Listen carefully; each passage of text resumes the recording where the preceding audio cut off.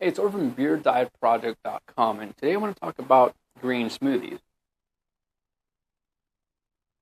Now, if there's one thing that I would recommend that you start doing is to juice. Now, I want to talk about juicing a little bit because green smoothies have become kind of like a staple in my diet, but there are a couple things that was I guess finding out, and they didn't make sense before I started, but now they do make a little bit more sense. So I want to share some of these ideas, and see if maybe they help you out, maybe help you understand diet and nutrition a little bit better. And so what I recommend that you do, if you haven't already done so, is go search for a documentary called Sick, Fat, and Nearly Dead. I believe it's on YouTube, the entire documentary for free. If not, Netflix definitely does have it. So anyways, look for that documentary. It's on juicing. Now, one thing, because that's what I started with when I kind of got started and before I knew, half of what I know or much of what I know now. So there was a big, concern, or I wouldn't even call it concern, just something that I was kind of curious about, wondering, what's better, to have a smoothie like blended or to actually juice.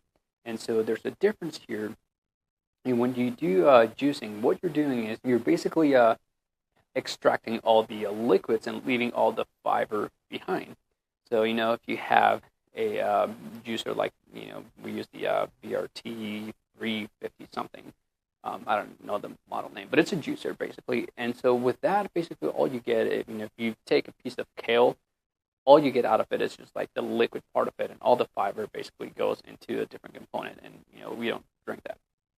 Now I have a Vitamix, and that's a blender. So if I throw in a piece of kale, everything's going to be blended with the fiber and everything. So the question was, well, when you're juicing, what about the fiber? Isn't fiber good for you?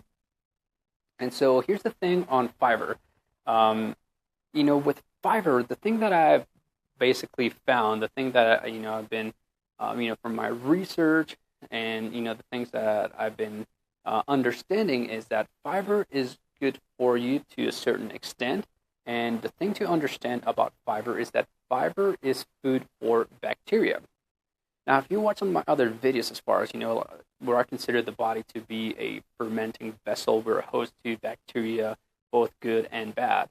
The problem with eating fiber when you're not 100% healthy is that if you have bad bacteria inside of your body, then you're basically going to be feeding that bad bacteria.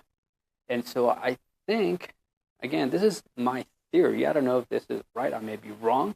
But I think that the best way to go about juicing would be to start by juicing first and remove all the fiber, because all that juice is going to be only food that good bacteria like and eat, and bad bacteria wouldn't feed off of that. So by doing that over time, you start to clean up your body, and you start to remove and get rid of some of that bad bacteria.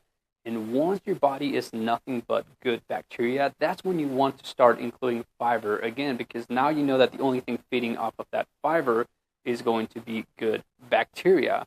And so that's one of the things that I have found has worked. But whether you do blended smoothies or juices, I mean, that's probably going to be way better than just about any other food choice that you're going to be doing out there. So that's my take on it.